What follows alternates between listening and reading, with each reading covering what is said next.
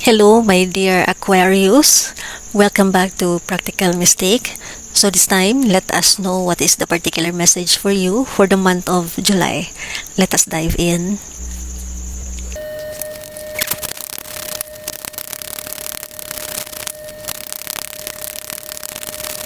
Okay, so here are the cards for you, my dear Aquarius. Before we start, let me remind you that this reading session is a general reading, therefore it may not resonate to all of you. So each of you has to take the particular message and leave the rest. Discern the particular message using your intuition. And by the way, I have here 4 piles in this reading. I get 4 cards from Lightseer Tarot deck as the basis for having 4 piles. Now in every pile, I also have supplementary cards. That on the first pile is I get 1 card from Beginner Tarot deck. On the second pile, I get 1 card from Animals. On the third pile is I get 1 card from Angel Number cards. On the fourth pile is I get 1 card from Tarot of Opposition. And lastly, I get 1 card from Powerful Thought cards of Miss Louise Hay. So let us dive in. We have here, on the first pile is that we have here the 4 of Pentacles. This is physical energy in the element of Earth. I am seeing here that you are trying to save your money. You have your jewels, a lot of jewels in your neck, in your wrists, the left and the right wrist. You are in the balcony, meaning you are already elevated, but it's like you save a lot of money, but it feels like you release money every time the family needs financial support, and you never hesitate to give support to them. So as a result, eventually evaporates. Your saved money eventually consumed or evaporates, or you save money but you spend when it comes to your family needs. So as a result, your savings are losing, something like that. It's like you still have the wisdom to save money, but the universe is reminding you to become more thrifty, more aware about where your money goes. Be aware of whom you spend your money with. So be careful in spending your money. It's like you are being reminded to not to spend a lot. This time, God has called you to delay your gratification. Avoid too much purchases to the extent that your money will immediately lose. Okay, and on the Beginner Tarot deck, so I have here the same card, which is 4 of Pentacles, but it is in upright position. The universe is reminding you to activate your throat chakra so that you can continually speak words into existence like, I am wealthy, I am abundant, money comes to me easily and effortlessly. Continue to manifest whatever things you desire by using the vibration of your voice. Affirm it to yourself, I am abundant. However, the universe is reminding you to save. It is time to budget things. God has called you to really be so firm in budgeting. You have 4 of Pentacles here. It looks like God has called you to save 50% of your accumulated wealth. So for example, if you accumulated 40,000, God has called you to save 20,000 and 10,000, or which is 25% for consumption like food, electricity bills, water bills, home rental bills, something like that. And the remaining 25% of your money is must be kept in your hand. The 25% must be kept in your hand just for emergency purposes, like if you have unexpected expenses, at least you have the 25% extra money. Okay, God has called you to budget your money in order to avoid financial instability. As I am seeing here, budgeting is the key. And we have here the 9 of Wands. The 9 of Wands is saying like you are trapped in your old boundaries. It's like it looks like you are tired. You are tired because you've been through a lot of battles, hardship from the past, and now it seems like the past is clear, meaning the struggle is over. And so the universe is reminding you to now is the time to trust everybody, and now is the time to remove the boundaries that you set for yourself, because it looks like you are trapped in your own boundaries. And I am seeing here a wand that is ablaze at its top, a wand that is so ablaze at the top, which means God is reminding you to finish something that you have started from the past. For example, you have a talent in writing a song, and because of your past trials, because of your struggles from the past, you were not able to finish it. So this time, in the present moment, since the struggle is over, the trials are gone, it is finished, God has called you to focus, divert your attention to something that God has instructed you to create. You actually started it, and now is the time to continue and finish it till the end, until it is successfully accomplished. I don't know what is it, but that's the instruction given to you. So finish writing the song, or if you are called to create a painting or a research project or a book, write a book, finish writing the book.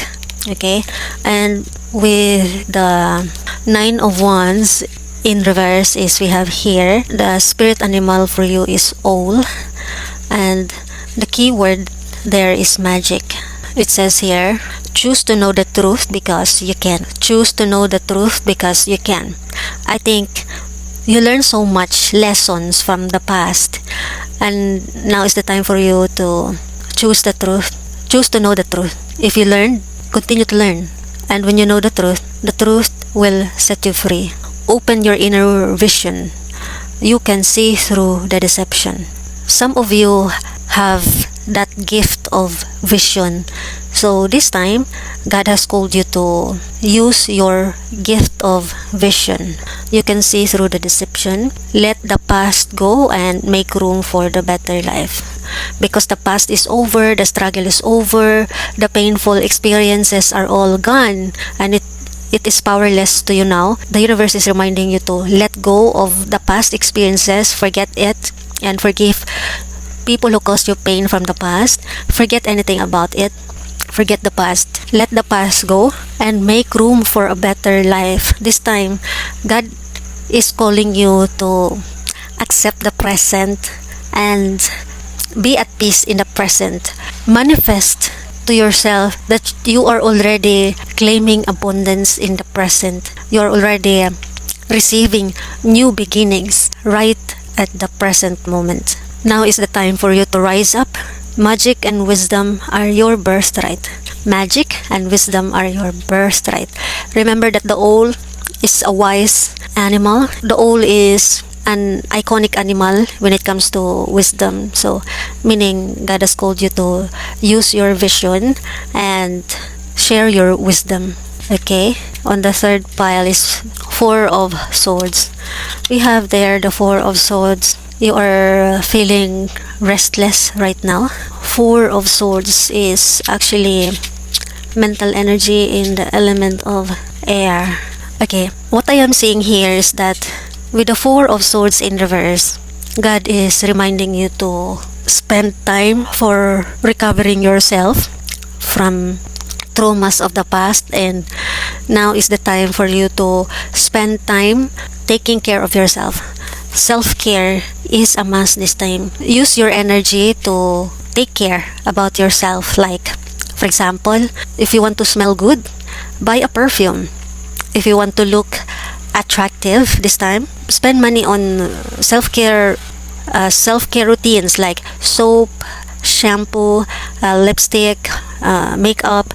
So God is reminding you to do not use your energy for worries, anxieties, regret about the past, God is calling you to use your energy for self-care.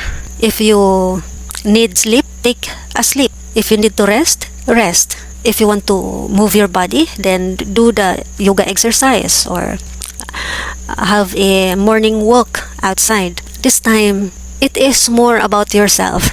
Do not mind about others. Do not be sorry about it for being selfish this time. God is calling you to be selfish in terms of your energy. Do not spend too much time and energy for others. No, no, no. This time, be selfish. Be selfish in the sense that you conserve your energy in such a way that you use your energy only for taking care of yourself. And with the Four of Swords in reverse is we have here the angel numbers 2323. The key phrase is endless cycles. Everybody has their own charisma, so this time use your energy to discover more about yourself and improve yourself. And this is also the time to discover and learn your own charisma, your charismatic way of communicating, or spend time also to watch videos of people who are very fluent in speaking. And when you do that, you will also be acquiring and developing your skill in communication. You will experience a lot of movement this month. It's a rapid movement and shift for the month of July, and you will be moving from one place to another. That is part of your journey, and you are seeing the patterns. You can detect the patterns because you have your spiritual intelligence. So there is some truth you're resistant to accept over and over again. It's like there is a truth that has to be accepted. God is reminding you to release, do not resist the truth, just accept the truth. Then the truth will set you free until you are tired and restrained beyond depression. There is some truth you are resistant to accept over and over again until you are tired and restrained beyond depression. It takes a decision to live life for yourself. Life is all about passion. Then you make a change and the world around you follows. It's like the truth is that we are living in a programmed three-dimensional matrix.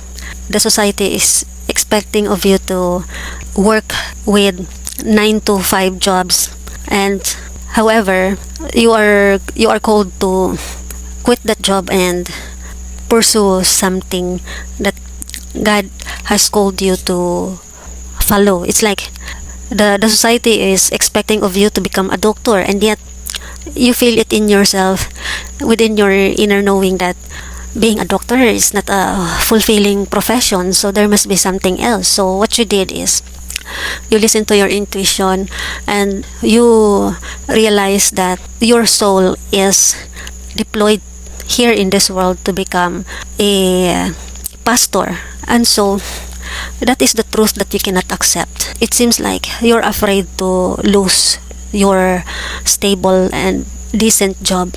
You cannot accept it. That's the truth that you are trying to resist. So until you feel tired, you decide to eventually let it go. It takes a decision to live life for yourself. Life is all about passion, meaning we have our own passion, meaning we have a soul, and before we live in this world, our soul is our inner compass. The soul knows what should be our mission here in this world, because it is the soul that receives message from God. Oh, when you go to earth, you must be the famous pastor in the church. And so when the moment you were born as a baby, you got amnesia. You forget what your soul's mission is until you reach the age of 7, 20. Eventually in mid-30s, you are very mature enough for fulfilling your mission. And then you have the job there already. You who are working as a doctor, and you realize that being a doctor is not a fulfilling profession. So you listen to your inner voice of your soul, and you realize that you are not called to be a doctor. You are called to be a pastor. So that's the painful truth that you are trying to resist. As the consequence, you are trapped in repeated cycle. Okay, again, life is about chasing our passion. If preaching the people is your passion, then do it. Preach the word of God to the people, because you are called to become a pastor. By doing it, by chasing your passion, in that way you make a change, and the world, you are making a change for others. That is something valuable to the world, and everyone around you will follow you. Wow. And on the fourth pile is that we have here the Knight of Wands in the upright position. The Knight of Wands is actually double confirmation to angel number 2323. It says there that now is the time to chase your passion. Now is the time to spend your time and energy for doing and working on with your creative projects. By doing it, you will obtain your own charisma. Now is the time for you to pursue your dreams, and by doing it, you will gain more energy, boost your energy and enthusiasm. Now is the time to be more courageous by taking inspired action, chasing your passions, work on your creative projects or creative pursuits. Because I am seeing here, you have a talent in playing the drum, so work on it. Develop your skills in playing the drum, meaning you are inclined in the field of music and playing instruments. So when you continually do your passion, I tell you that sooner or later you will be discovered. An open door will be drawn to you, and that open door are actually open good opportunities. By chasing your passion, you will attract open doors of opportunity. Because I am seeing here Four of Wands. The Four of Wands implies community, group of people or organization. So for example, if you continue practicing, if you continue playing the drum, you will be discovered, and you will attract group of people who can appreciate your talent and will hire you, or they will collaborate with you in order to have that beneficial or significant alliance. They will collaborate with you and offer you good opportunities. Because I am seeing here the horse, the color of the horse I am seeing here in general is red. It's like a fire. So the fire represents soul. Take note, Knight of Wands is actually soul energy in the element of fire. So it is very intense. It is very intense this time. That the horse implies fiery energy. It indicates passion, meaning everybody is called to chase their own passion in creating their very creative projects or creative pursuits. And at the same time, the horse implies fast movement. The horse cannot stay in a place for a long time.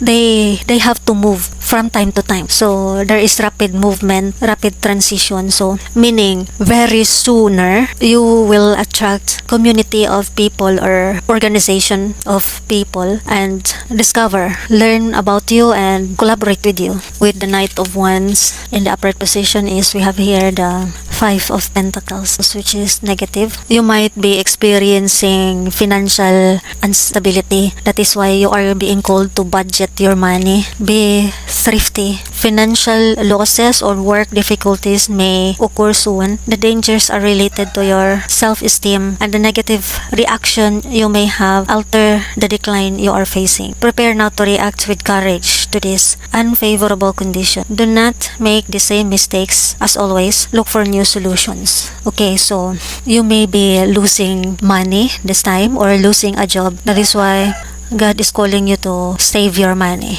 because right now you are still looking for new job opportunities. It is better to budget your money and delay the gratification, and do not spend too much on purchases like that. And then the powerful thought card for you from Louise Hay is that I see my parents as tiny children who need love. Yeah, now is the time to make the most of every moment to be with your parents.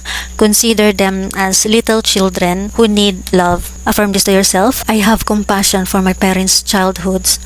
I now knew that I choose them because they were perfect for what I had to learn. Forgive them and set them free, and I set myself free. If your parents are too harsh on you, just know that they became like that because they are product of their past traumas brought by their parents before. So now you know the truth and you are wise enough, learning from their experiences, and you don't want it to happen to your offspring soon for the next generation. So now is the time to forgive them and set them free in order to set yourself free from the curse brought by your ancestors. You have compassion for your parents' childhoods. You now knew that you choose them because they were perfect for what you had to learn. Affirm it to yourself. I love my parents. Again, affirm it to yourself. I love and care my parents. Okay? So now is the time for you to chase your passion, chase your own goal, achieve your own goal, spend time in taking care of yourself. Be selfish this time. So this is what I have for you, my dear Aquarius. See you in the next reading. Love and light.